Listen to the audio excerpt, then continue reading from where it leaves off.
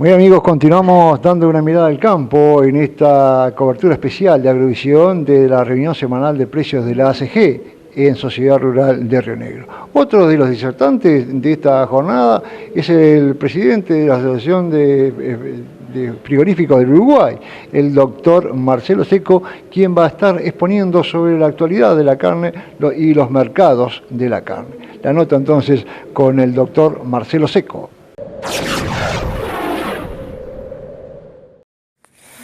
Bien, estamos con otro de los participantes de esta jornada de la reunión semanal de precios de ACG, el doctor Marcelo Seco, presidente de la industria frigorífica del Uruguay. Marcelo, vas a estar presentando la actualidad de la carne, el mercado de carne. Buenas noches, contame un poquito al respecto. Bueno, mira, no, esencialmente es responder a la invitación de la Rural de Río Negro en sus 100 años, una rural emblemática de todo punto de vista y obviamente la producción de carne también. Y dentro de eso, en este espacio, obviamente, tratar de compartir lo que uno ve del mercado internacional, donde estamos, un poco qué es lo que ha pasado este año tan disruptivo, llamémosle, y un poco cuáles son los elementos para tener en cuenta. En el fondo, lo que uno intenta es ilustrar, abrir la información de forma que todos podamos ir viendo, tomando nuestras posiciones, nuestros riesgos y en el fondo contagiando dentro de lo que uno ve del vaso lleno, las cosas buenas que uno puede ir tomando como productor, en este caso para ellos, y como industrial para nosotros, en el sentido de ir afirmándonos por un Uruguay cárnico mejor, más competitivo, más fuerte, para lo que queda este año y obviamente para los años que vienen. Justamente una buena situación, si cabe la expresión, debido al infortunio de la aparición de la peste porcina allá en China, que eso determinó un alza en los precios que luego se atenuó un tanto, ¿no? Exacto. ¿Qué se espera en este segundo semestre del año? Mira, es parte de lo que yo voy a intentar compartir con ellos, ¿no? Que en el fondo es el efecto el efecto de la peste porcina, no está, de la fiebre suina, todavía no está del todo claro cuál es su impacto, ¿no? Lo que sí sabemos es que la proteína bovina no va a sustituir ese faltante, va a ser la tercera proteína. Entonces, hay un poco, si uno mira, en esa cosa tiene que mirar el mercado en forma global, qué es lo que ha hecho China en estos meses, que en parte nos vimos contagiados, y luego a dónde va China a buscar eso que falta, ¿no? Que obviamente Uruguay está en su tope de exportaciones, tenemos otros elementos como es la faltante de ganado, la excesiva exportación en pie de estos años pasados, etcétera, que hace que el rodeo esté comprometido, por lo menos el rodeo invernal. Entonces, ¿cómo va a arbitrar eso y cómo van a arbitrar esas fuerzas a nivel mundial y cuál es la oportunidad que podemos rescatar sobre eso? Pero China es uno de los jugadores, ¿no? Y después repasar un poquito Europa y Estados Unidos también, que son dos mercados muy importantes, ¿no? Pero te diría, lo que puede pasar, a mi entender, para la carne bovina ya pasó, a mi entender.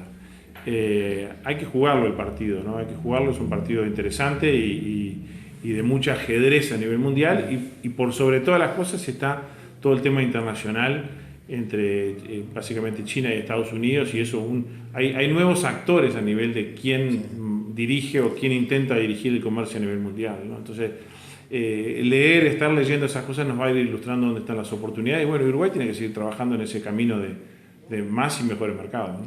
Justamente para acceder a esos mejores mercados hay que ser competitivos y poder lograr bajar los aranceles, ¿no? De ingresos, ¿no? Sin duda, eso es parte de la agenda que Uruguay tiene, que tiene que reforzar. Estamos en un año particular, ¿no? Un año electoral, un año de compromisos, un año de que, bueno, habrá que ver cómo poder inculcar esto nuevamente dentro del sistema político para el que le toque la posta del 1 de marzo.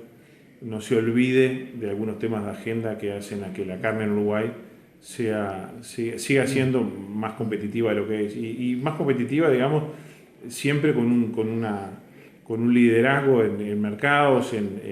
Uruguay tiene una posición muy interesante a nivel mundial, políticamente hablando, y es la que hay que explotar, y sanitariamente también, y bueno, y ver un poquito esa articulación, un Mercosur que estaba desarmado, llamémosle, hace 4 meses, y ahora toma un papel protagónico con el acuerdo con Europa, Es todo temas de agenda que Uruguay no puede estar ajeno y que obviamente se nos va la vida en eso, con la función de la captura de valor, y se nos va la vida también en los temas de competitividad interna, ¿no? Marcelo, ¿qué lectura se hace justamente de ese acuerdo Mercosur-Unión Europea?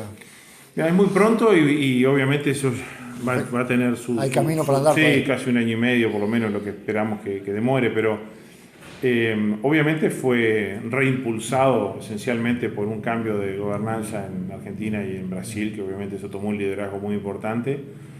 Los volúmenes eran esperables, las formas quizás no, la quita del arancel de Hilton fue una sorpresa.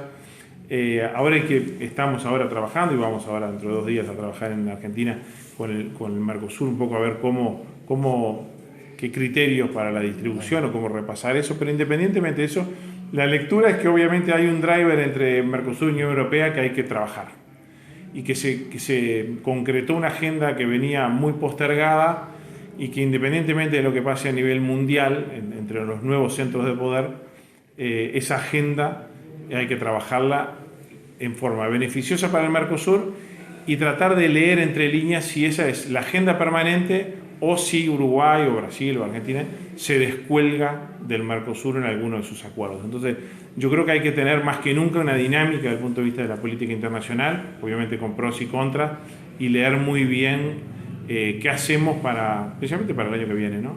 Pero el acuerdo en sí es bueno, beneficioso. No en el corto plazo para Uruguay, porque no olvidemos que vamos a perder cupo 481.